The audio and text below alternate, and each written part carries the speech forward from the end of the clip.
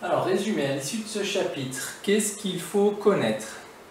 Il faut savoir qu'est-ce que c'est une fonction dérivable, qu'est-ce que c'est un nombre dérivé. F est une fonction définie sur un intervalle i. F est dérivable si la limite de f de a plus h moins f de a sur h quand h tend vers 0 est égale à L, où L est un nombre réel. Et à ce moment-là, ce nombre réel, c'est ce qu'on appelle le nombre dérivé de la fonction en a. Je vous rappelle qu'il correspond graphiquement au coefficient directeur de la tangente. Donc là, la tangente de la courbe en un point A, la tangente est représentée en vert, le nombre dérivé c'est son coefficient directeur. Et on a vu comment je fais pour l'obtenir. Je prends un point M, le point A donc il est fixé, je prends un point M, je rapproche le point M du point A et on voit que plus le point M se rapproche du point A, plus la droite rouge se rapproche de la tangente verte. Donc l'écart entre A et M, je l'appelle petit h, c'est ce que je fais bouger ici. Plus h se rapproche de 0, plus le coefficient directeur de la tangente de la droite rouge devient le coefficient directeur de la tangente. Voilà pourquoi je calcule le coefficient directeur de la droite rouge, qui est le taux de variation f de a plus h moins f de a sur h. Et quand h se rapproche de 0, le coefficient directeur de la droite rouge se rapproche du coefficient directeur de la tangente. Et donc j'obtiens le coefficient directeur de la tangente en faisant ça, en remplaçant h par 0. Donc le nombre dérivé, c'est le coefficient directeur de la tangente. F est dérivable sur i lorsque f est dérivable en tout nombre réel de i, et la fonction dérivée, c'est la fonction qui associe à tous les nombres x leur nombre dérivé. Donc je refais l'interprétation graphique parce qu'elle est importante.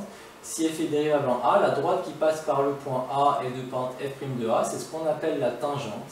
Et si je veux avoir l'équation complète de la tangente, c'est f' de a facteur de x moins a plus f de a. C'est pour avoir l'équation complète de la tangente. Donc voilà pour les bases à connaître sur le nombre dérivé, notamment bien retenir que le nombre dérivé d'une fonction en un point, graphiquement, c'est le coefficient directeur de la tangente à la courbe en ce point. Prenez votre courbe, prenez le point de la courbe, vous faites la tangente en ce point, ou alors elle vous est donnée. Le nombre dérivé, c'est le coefficient directeur de la tangente. Attention, ce n'est pas la tangente, ce n'est pas l'équation de la tangente, c'est juste son coefficient directeur, c'est-à-dire la pente. Un nombre dérivé, ça représente une variation, une pente en un point. Ensuite, deuxième partie, dérivée des fonctions usuelles. Il faut que vous connaissiez les dérivées d'une fonction constante, c'est 0. Une fonction affine, c'est son coefficient directeur. De la fonction carré, c'est 2x. Une fonction de type puissance, je mets la puissance devant, je lui enlève 1. De la fonction inverse, moins 1 sur x carré. De la fonction racine, 1 sur 2 racines de x.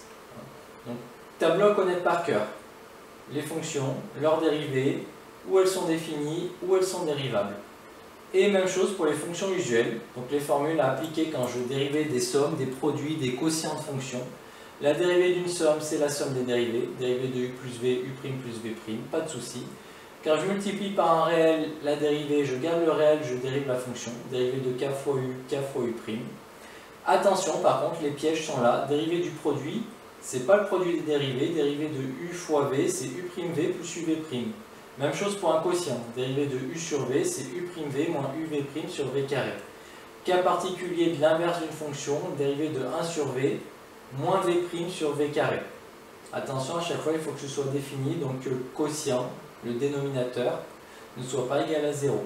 Et enfin, dérivé d'une composée d'une fonction par une fonction affine, je dérive la fonction affine, je dérive la fonction par laquelle elle est composée et je l'applique à l'intérieur.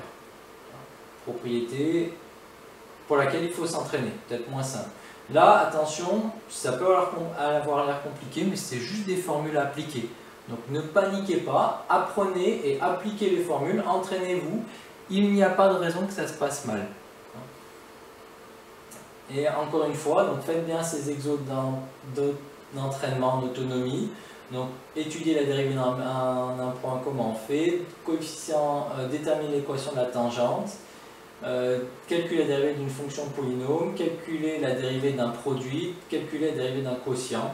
C'est toutes les compétences que vous devez avoir avant de passer à la liste d'exercices qui est là pour bien s'entraîner.